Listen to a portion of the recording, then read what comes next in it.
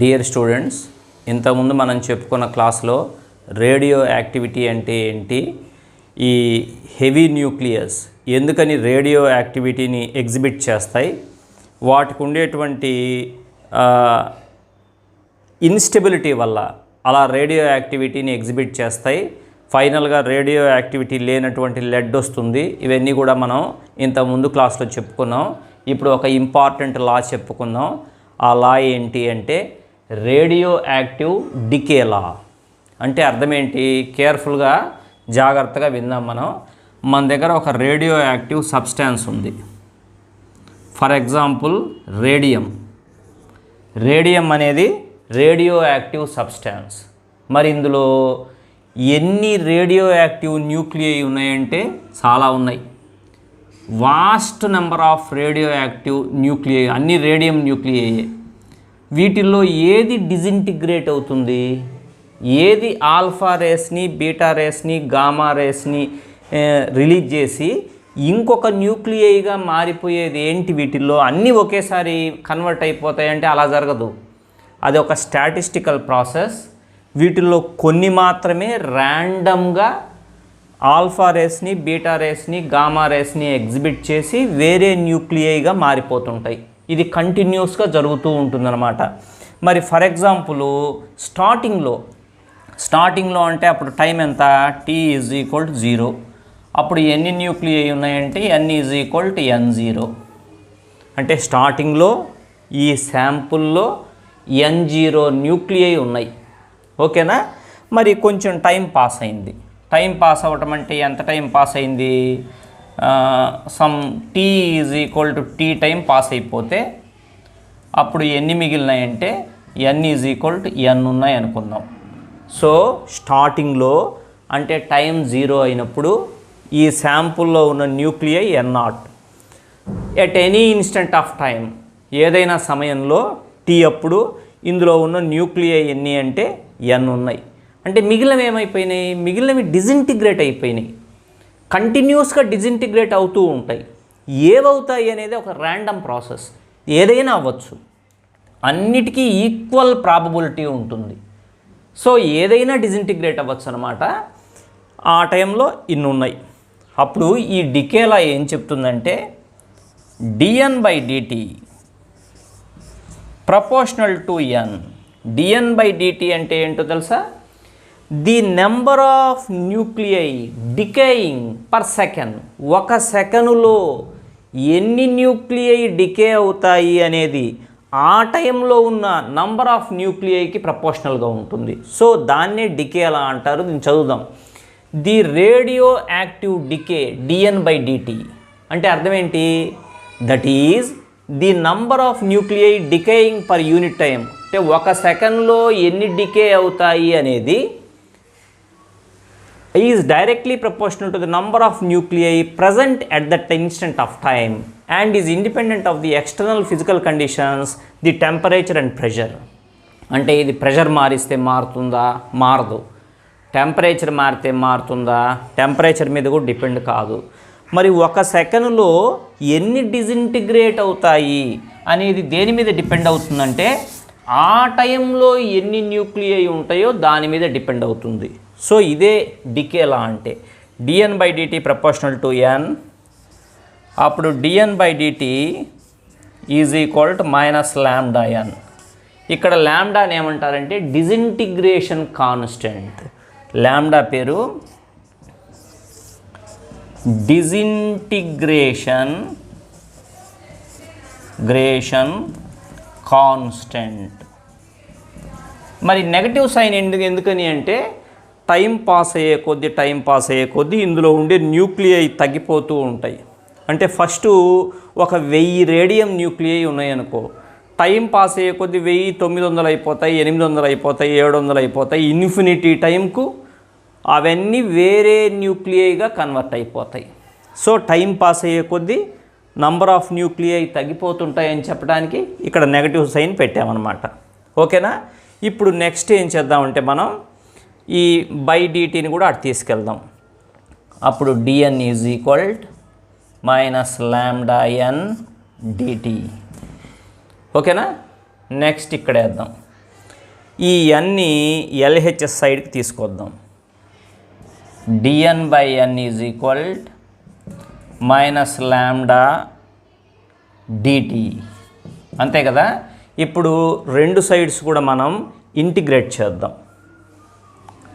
Integrating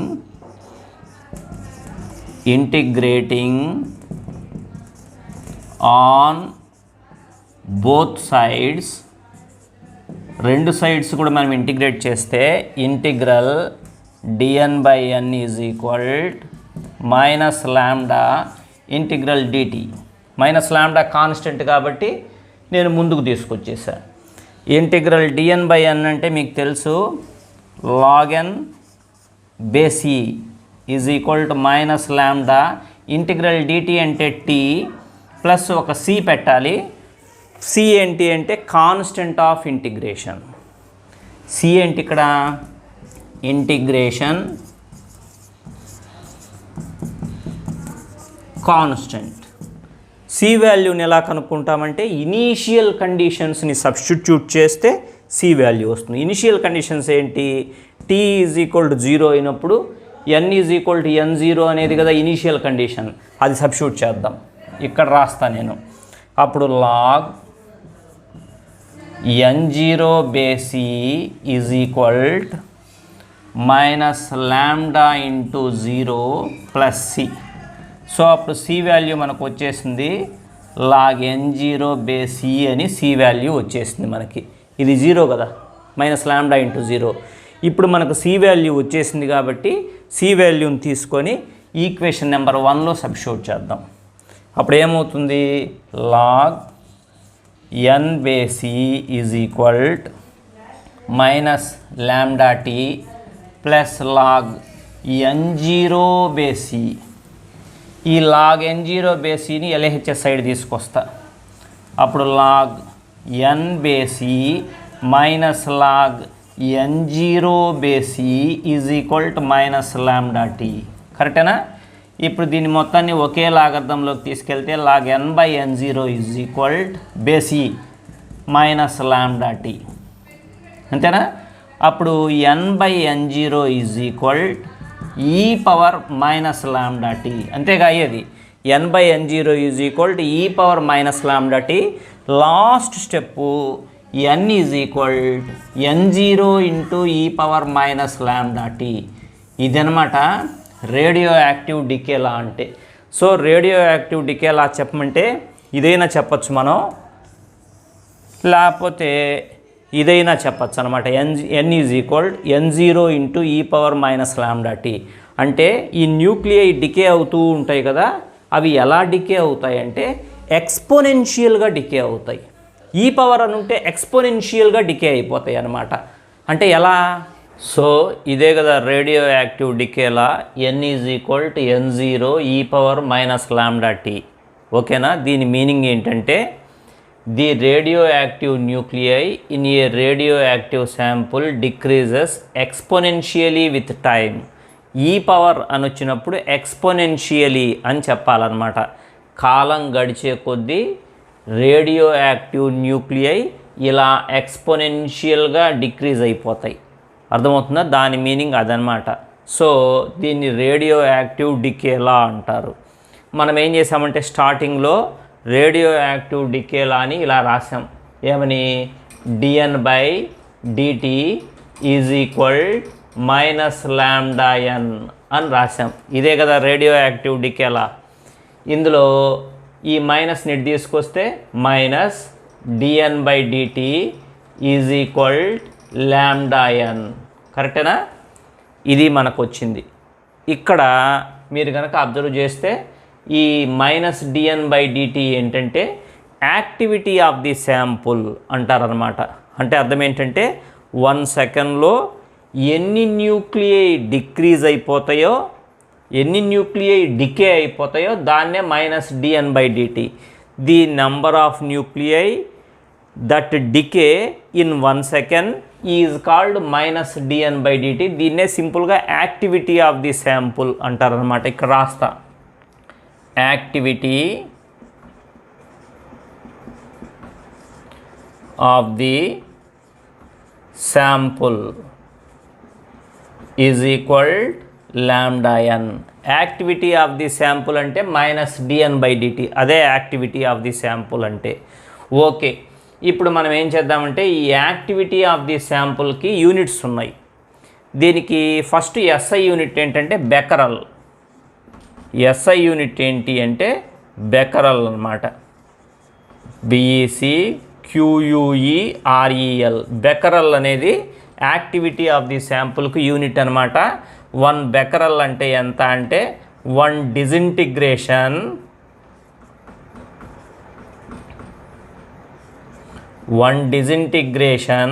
per second. 1 Becquerel అంటే 1 disintegration per second అని. ఓకేనా? మరి ఇప్పుడు దీనికి ఇంకొక యూనిట్ కూడా ఉంది, క్యూరీ. క్యూరీ అనేది దేనికి యూనిట్ అని అడిగితే యాక్టివిటీ ఆఫ్ ది శాంపుల్కి యూనిట్ అనమాట. Curie is equal 3.7 × 10⁻10 బెకరల్స్. BQ అంటే బెకరల్ అనమాట. 3.7 × 10⁻10 బెకరల్స్. ఓకేనా? సో ఇప్పుడు మనం ఏం నేర్చుకున్నాం? ఈ రేడియో యాక్టివ్ డికే అనేది స్పాంటానియస్ ప్రాసెస్. ఇప్పుడు మనం ఒక 1000 న్యూక్లియై తీసుకున్నాం అనుకోండి, 1000 న్యూక్లియైలో ఏది డిజింటిగ్రేట్ అవుతుంది అనేది మనం చెప్పలేం. అదొక స్టాటిస్టికల్ ప్రాసెస్. ఏదైనా డికే అవ్వచ్చు, అన్నిటికీ ఈక్వల్ ప్రాబబిలిటీ ఉంటుంది. ఒక టైంలో at any instant of time the number of nuclei decay per second is proportional to the number of nuclei present at that time. అంటే ఒక టైంలో ఎన్ని న్యూక్లియై డికే అవుతాయి అనేది ఆ టైంలో ఉన్న న్యూక్లియైకి ప్రపోర్షనల్గా ఉంటుంది. అది టెంపరేచర్ మీద కానీ ప్రెషర్ మీద కానీ డిపెండ్ అసలు కాదు. సో ఇక్కడ లాంబ్డాని డిజింటిగ్రేషన్ కాన్స్టెంట్ అంటారు. ఓకేనా?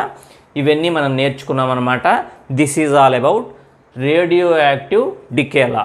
ఇప్పుడు నెక్స్ట్ మనం హాఫ్ లైఫ్ పీరియడ్ అంటే ఏంటి నేర్చుకుందాం. హాఫ్ లైఫ్ పీరియడ్ అంటే మనం ఒక రేడియో యాక్టివ్ శాంపుల్ తీసుకున్నాం అనుకోండి, అందులో ఫర్ ఎగ్జాంపుల్కి 1000 న్యూక్లియై ఉన్నాయనుకోండి. ఈ 1000 న్యూక్లియైలో 500 న్యూక్లియై డికే అవ్వటానికి ఎంత టైం పడుతుందో అదే హాఫ్ లైఫ్ పీరియడ్. అంటే ఉన్న న్యూక్లియైలో half of the nuclei decay అయిపోవటానికి ఎంత టైం పడుతుందో అదే హాఫ్ లైఫ్ పీరియడ్. అంటే 1000 న్యూక్లియై 500 న్యూక్లియైగా మారిపోవటానికి ఎంత టైం పడుతుందో that is called half life period. లేకపోతే 500 న్యూక్లియై 250 న్యూక్లియైగా మారిపోవటానికి, అంటే మిగిలినవి డికే అయిపోయినాయి, ఎంత టైం పడుతుందో that is half life period. లేకపోతే 250 న్యూక్లియై 125 న్యూక్లియైగా డికే అవ్వటానికి ఎంత టైం పడుతుందో that is half life period. అర్థమవుతుందా? ఉన్న దాంట్లో సగం డికే అవ్వటానికి పట్టే time. So the half life period of a radioactive substance అంటే ఏంటంటే is the time required by the sample to decay from its original value to half. ఉన్న దాంట్లో సగం అయిపోవటానికి పట్టే టైం అనమాట. దీన్ని క్యాపిటల్ టీతో డినోట్ చేస్తారు. ఫర్ ఎగ్జాంపుల్కి T ఈజ్ ఈక్వల్ టు 0 అంటే అప్పుడే స్టార్ట్ అయింది ఎక్స్పెరిమెంట్. అప్పుడు ఎన్ని ఉన్నాయంటే N0 ఉన్నాయి.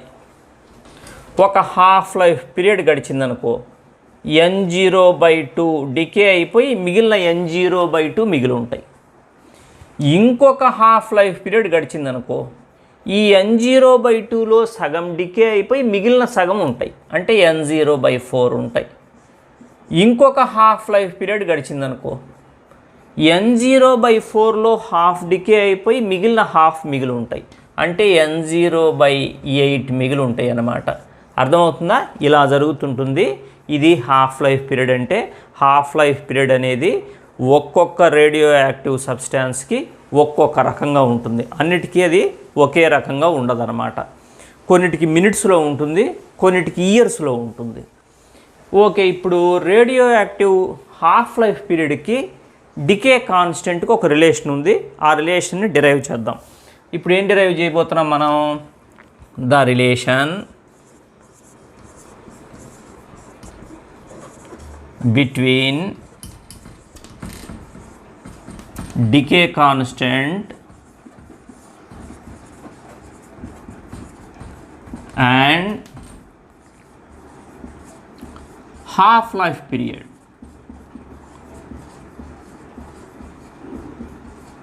ఆ రెండిటికి ఒక రిలేషన్ ఉంది, దాన్ని మనం ఇప్పుడు డిరైవ్ చేద్దాం. ఎలా అంటే మీకు తెలుసు ఏంటి, n is equal n0 e power minus lambda T అని ఇప్పుడే మనం డిరైవ్ చేసాం. ఈ ఈక్వేషన్ మీకు తెలుసు. ఇక్కడ స్మాల్ టీ కనుక క్యాపిటల్ టీ అయితే అంటే ఒక హాఫ్ లైఫ్ పీరియడ్ టైం గడిచిపోతే ఎన్ని ఉంటాయి అంటే n0/2 ఉంటాయి. అంతే కదా, ఫస్ట్లో ఎన్ని ఉన్నాయి చెప్పండి, n0 ఉన్నాయి. ఒక హాఫ్ లైఫ్ పీరియడ్ గడిచిపోతే ఎన్ని మిగిలి ఉంటాయి అంటే n0/2 మిగిలి ఉంటాయి. ఈ ఇన్ఫర్మేషన్ తీసుకెళ్ళి ఇక్కడ సబ్స్టిట్యూట్ చేద్దాం. nకు బదులుగా n0/2 is equal to n0 e power minus lambda, small టీకి బదులు క్యాపిటల్ టీ, దీంట్లో సబ్స్టిట్యూట్ చేశా. ఇప్పుడు రెండు వైపులా n0 క్యాన్సిల్, ఇది 1/2 కదా, 2 power minus 1 is equal e power minus lambda T. అంతే కదా రాసేది. రెండు వైపులా -1 తీసేయండి, అప్పుడు 2 is equal e power lambda T. మరి అప్పుడు నాకు లాంబ్డా టీ కావాలంటే ఈ అటు పంపిస్తే log2 బేస్ ఈ, అంటే రెండు వైపులా లాగర్థం తీసుకున్నాను నేను, రెండు వైపులా లాగర్థం తీసుకున్నాను. అప్పుడు lambda T is equal to log2 base e. మరి నాకు కావాల్సింది టీ కదా, T is equal log2 base e by lambda. చూసారా, ఇదే హాఫ్ లైఫ్ పీరియడ్కి డికే కాన్స్టెంట్కి ఉన్న రిలేషన్ ఇదే అనమాట. ఏమని వచ్చింది, T is equal to log2 base e by lambda అని వచ్చింది. దీన్ని ఇంకొంచెం సింప్లిఫై చేస్తే 2.3010 log2 బేస్ 10 బై లాంబ్డా. అంటే ఇది log2 బేస్ ఈ కదా, దాన్ని log2 బేస్ 10లోకి మార్చుకున్నా, అలా మార్చేటప్పుడు దీంతో మల్టిప్లై చేయాలి, 2.3010. ఇప్పుడు 2.303 అనుకుంటా ఇది. ఓకే, అప్పుడు T is equal 2.303 into log2 base 10 వచ్చేసి 0.3010 బై లాంబ్డా. log2 బేస్ 10ని మీరు లాగర్థంలో చూడొచ్చు. అప్పుడు T ఈజ్ ఈక్వల్, ఈ రెండు మల్టిప్లై చేస్తే 0.693 by lambda. This is the relation between half life period and decay constant. అర్థమైందా? సో ఇలా డిరైవ్ చేయాలి. మీకు హాఫ్ లైఫ్ పీరియడ్ అంటే ఏంటో ఇప్పుడు తెలిసిపోయిందనమాట. ఉన్న న్యూక్లియైలో half of the nuclei decay అవ్వటానికి ఎంత టైం పడుతుందో దాన్నే హాఫ్ లైఫ్ పీరియడ్ అంటారు. ఓకేనా? ఇక్కడ మనం యావరేజ్ లైఫ్ టైంని కూడా డిఫైన్ చేయాలి. యావరేజ్ లైఫ్ టైం అంటే ఏంటో జాగ్రత్తగా ఫస్ట్ అర్థం చేసుకోండి. మన దగ్గర ఒక 1000 రేడియో యాక్టివ్ న్యూక్లియై ఉన్నాయనుకోండి, అవి డిసింటిగ్రేట్ అయిపోయి వేరే న్యూక్లియైగా మారిపోతున్నాయి. అదే కదా రేడియో యాక్టివ్ డికే అంటే. మరి వీటిల్లో అన్నిటికీ ఈక్వల్ ప్రాబబిలిటీ ఉంటుంది. ఏదైనా ఫస్ట్ డికే అవ్వచ్చు, ఏదైనా లాస్ట్ దాకా మిగిలి ఉండొచ్చు. ఒక న్యూక్లియై స్టార్టింగ్లోనే డికే అయిపోయింది అంటే అది 0 టైం ఉంది. ఒక న్యూక్లియై లాస్ట్ దాకా మిగిలి ఉంది అంటే ఇన్ఫినిటీ టైం దాకా మిగిలి ఉంది. అలానే అంటే వాటి లైఫ్ టైమ్స్ ఒకే రకంగా లేవు. ఒకదాని లైఫ్ టైం ఏమో 0 ఉంది, ఒకదాని లైఫ్ టైం ఏమో క్యాపిటల్ టీ ఉండొచ్చు అంటే హాఫ్ లైఫ్ పీరియడ్, ఇంకోటేమో చివరి దాకా మిగిలి ఉండొచ్చు. అంటే ఒక్కొక్క దానికి ఒక్కొక్క లైఫ్ టైం ఉందన్నమాట. అలాంటప్పుడు ఈ యావరేజ్ లైఫ్ టైం అంటే ఏంటంటే, ఒకటేమో 0 సెకండ్సే ఉంది, వెంబడే డికే అయిపోయింది. ఒకటేమో ఇన్ఫినిటీ సెకండ్స్ ఉంది, ఆ తర్వాత డికే అయింది. మరి అన్నిటికీ కలిపి యావరేజ్ లైఫ్ టైం కావాలి కదా మనకి. యావరేజ్ లైఫ్ టైం అంటే ఏంటంటే, it is equal to the total life of all n0 nuclei. మొత్తం మన దగ్గర ఉన్నది n0 న్యూక్లియై. అన్నిటి యొక్క total life divided by total number of original nuclei. ఒరిజినల్గా ఎన్ని ఉన్నాయో అది కూడా అనమాట. ఎన్నంటే n0. సో యావరేజ్ లైఫ్ టైంని టౌతో డినోట్ చేస్తారు. Total life of all the న్యూక్లియైని integral TDN limits 0 to infinity అని రాస్తారు by original number of nuclei N0. మీకు అర్థమవుతుంది ఇప్పుడు నేను చెప్తున్నది. యావరేజ్ లైఫ్ అంటే ఏమని చెప్తున్నా నేను, ఒకటేమో 0 seconds ఉండొచ్చు, ఒకటేమో 1 second ఉండి డిజింటిగ్రేట్ అయిపోవచ్చు, ఒకటేమో 10 seconds ఉండి డిజింటిగ్రేట్ అయిపోవచ్చు, ఒకటేమో 2 years ఉండి డిజింటిగ్రేట్ అవ్వచ్చు, ఒకటేమో ఇన్ఫినిటీ టైం తర్వాత అంటే ఒక్కొక్క దాని లైఫ్ టైం ఒక్కొక్క రకంగా ఉంది. వాటన్నిటి యావరేజ్ లైఫ్ టైం తీస్తున్నాం అనమాట. దాన్ని ఇలా రాస్తారు, integral TDN by N0 limits ఏంటంటే ఇంటిగ్రేషన్కు 0 to ఇన్ఫినిటీ. ఓకేనా, జాగ్రత్తగా అర్థం చేసుకోవాలి. మరి రేడియో యాక్టివ్ డికేలా ఏంటి, dN/dt is equal minus λN, అంతేగా, అదే కదా రేడియో యాక్టివ్ డికేలా. మరి అప్పుడు dN is equal minus λN dt. ఇప్పుడు ఇక్కడ dN బదులు ఇది రాయొచ్చు కదా. Okay, dN is equal minus λ dt, nకు బదులు N0 e power minus λt. ఇది ఎట్లా వచ్చింది అంటే మీకు తెలుసు కదా, సిన్స్ అని ఇక్కడ రాస్తా. n is equal N0 e power minus λt అని మనం డిరైవ్ చేస్తున్నాం. దాని నుంచి నేను ఇలా రాసా. ఓకేనా, ఇప్పుడు ఈ dN వాల్యూని తీసుకెళ్ళి ఇక్కడ సబ్స్టిట్యూట్ చేస్తాం.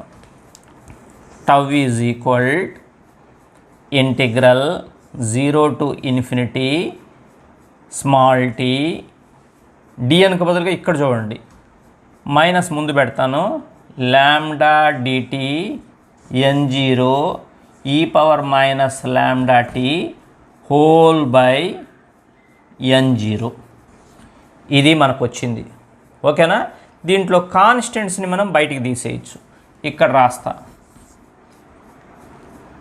టౌ ఈజ్ ఈక్వల్, దీంట్లో λ కాన్స్టెంటు, N0 కూడా constant, minus λ N0 integral 0 to infinity t dt t e power minus λt dt, అంతేగా రాసేది. ఇక్కడ నుంచి చూడండి, t e power minus λt dt by N0. N0 cancel అయిపోతుంది.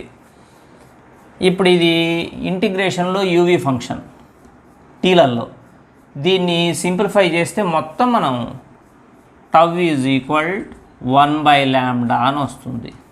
నేను ఇక్కడ ఇంటిగ్రేషన్ని సింప్లిఫై చేయటం అంతా చేయలేదు, అది మీకు మ్యాథమెటిక్స్లో వస్తుంది. యూవీ ఫంక్షన్ కాబట్టి u into integral v minus u dash into integral v integral of ఆ ప్రకారం చేయాలి దీన్ని. సరే, టౌ ఈజ్ ఈక్వల్ 1/λ, ఇది ఫైనల్గా మనకు వచ్చిందనమాట. కాబట్టి మనకి ఇంకొక రకంగా కూడా ఈ యావరేజ్ లైఫ్ని డిఫైన్ చేయొచ్చు. ఎలా, the reciprocal of decay constant is equal to average life time, అంతేగా. The reciprocal of decay constant is equal to average life time. మనకు అట్ట కాకుండా టౌకు క్యాపిటల్ టీకి రిలేషన్ అడగచ్చు. ఫస్ట్ మీకు ఒకటి తెలుసు, ఇందాక చెప్పుకున్నాం కదా, ఏమని, టీ ఈజ్ ఈక్వల్ 0.693/λ అని చెప్పుకున్నాం కదా మనం. అప్పుడు λ ఎంత, λ 0.693/t కదా. ఇక్కడ λకి బదులుగా 0.693/t పెడితే tau is equal to 1/0.693/t అంటే అప్పుడేమొస్తుంది, t/0.693 అంటే టౌ ఈజ్ ఈక్వల్ t/0.693. ఇదేంటంటే యావరేజ్ లైఫ్ టైంకి హాఫ్ లైఫ్ పీరియడ్కి ఉండే రిలేషన్ అనమాట. ఈ రకంగా మనం రేడియో యాక్టివ్ డికేలో హాఫ్ లైఫ్ పీరియడ్ అంటే ఏంటి, యావరేజ్ లైఫ్ పీరియడ్ అంటే ఏంటి డిఫైన్ చేసి వాటికి ఉండే రిలేషన్స్ని కూడా డిరైవ్ చేసామన్నమాట. ఈ లాంబ్డా అంటే డిజింటిగ్రేషన్ కాన్స్టెంట్, దీనికి యూనిట్ ఏంటంటే టైం ఇన్వర్స్. ఎందుకంటే ఇక్కడ చూడు, ఇది టైం కదా, యావరేజ్ లైఫ్ టైం అనేది. లాంబ్డా వచ్చి 1/τ అవుతుందిగా, మరి లాంబ్డాకి యూనిట్ ఏంటి, టైం ఇన్వర్స్, అది యూనిట్ అనమాట. ఓకేనా, రైట్. మిగతాది నెక్స్ట్ క్లాస్లో చూద్దాం.